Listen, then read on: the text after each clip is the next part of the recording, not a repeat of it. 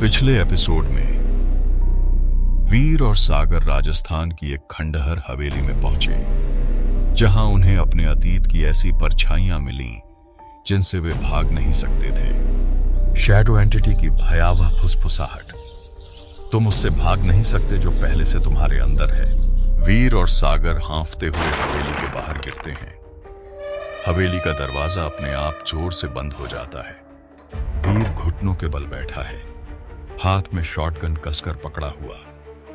उसकी आंखें सागर पर टिकी हैं, जो अभी भी जमीन पर बैठा हांफ रहा है।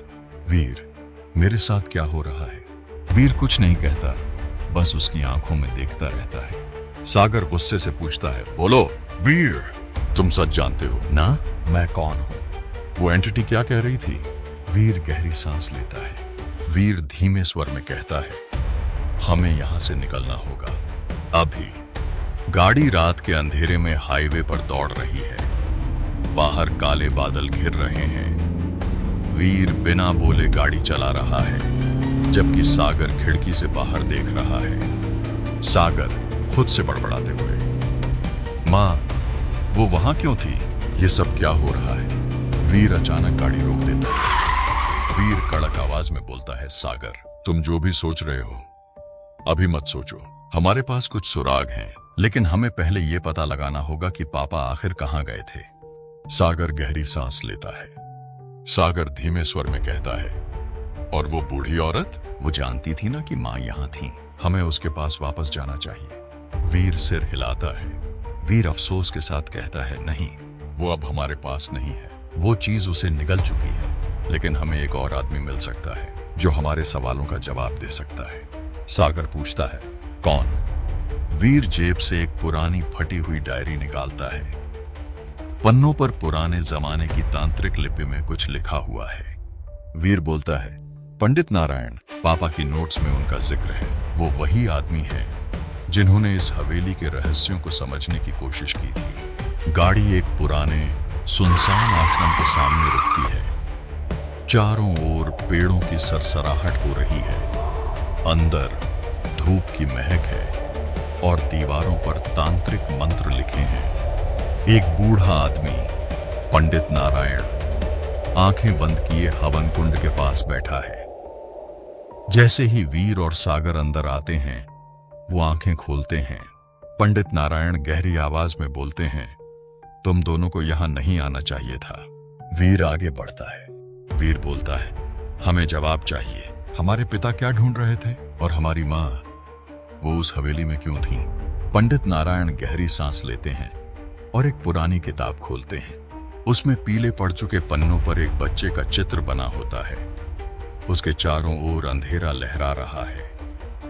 पंडित नारायण बताते हैं, तुम्हारी मां आरती मेहरा इस हवेली से भागी थी, लेकिन एक चीज को पीछे छोड़कर। सागर कांप उठता है।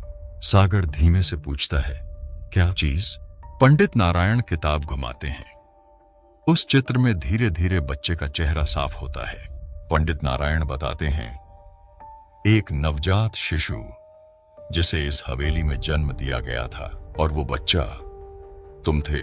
सागर की सांसें तेज हो जाती हैं। उसकी आंखें चौड़ी हो जाती हैं। सागर नकारते हुए बोलता है, नहीं, ये सच नहीं हो सकता।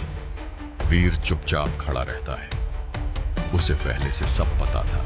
पंडित नारायण आगे बताते हैं, शैडो एंटिटी सिर्फ एक आत्मा नहीं, ये तुम्हारा जुड़वां है, तुम्हारी काली परछाई, एक ऐसा हिस्सा जिसे तुम्हारी मां ने हवेली में कैद कर दिया था, लेकिन अब वो वापस आ चुका है और तुम्हें अपने अंदर खींचना चाहता है। सागर का सिर घूमने लगता है। अचानक उसे अपने कानों में एक अजीब फुसफुसाहट सुनाई देने लगती है। शैडो एंटिटी धीरे से डरावनी आवाज में फुसफुसाते हुए, तुम मेरे हो सागर, तुम हमेशा से मेरे थे। आश्रम के दिए अचानक बुझने लगते हैं। हवा में अंधेरा फैलने लगता है। दीवारों पर छायाएं नाचने लगती हैं। वीर चिल्लाता है, सागर पीछे हटो, लेकिन सागर जैसे ट्रांस में चला जाता है। उसकी आंखें काली पड़ने लगती हैं। अंधेरा उसकी ओर खींचने लगता है। वीर शॉटगन उठाता है और नमक की गोली चलाता है। अचानक सब कुछ शांत हो जाता है। पंडित नारायण घबराकर बोलते हैं, हमें इसे रोकना होगा, इससे पहले कि बहुत देर हो जाए। वीर पूछता है, कैसे?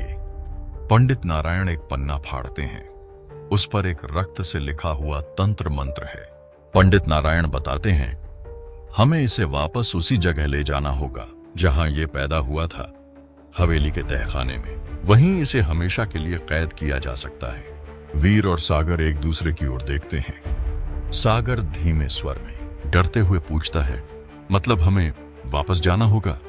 पंडित नारायण बोलते हैं, हाँ, लेकिन याद रखना, अगर तुम एक बार फिर वहां गए तो या तो तुम जिंदा लौटोगे या वो चीज तुम्हें हमेशा के लिए निगल जाएगी। शैडो एंटिटी धीमे से आवाज में फुसफुसाते हुए, अब तुम मुझसे दूर नहीं भाग सकते, सागर।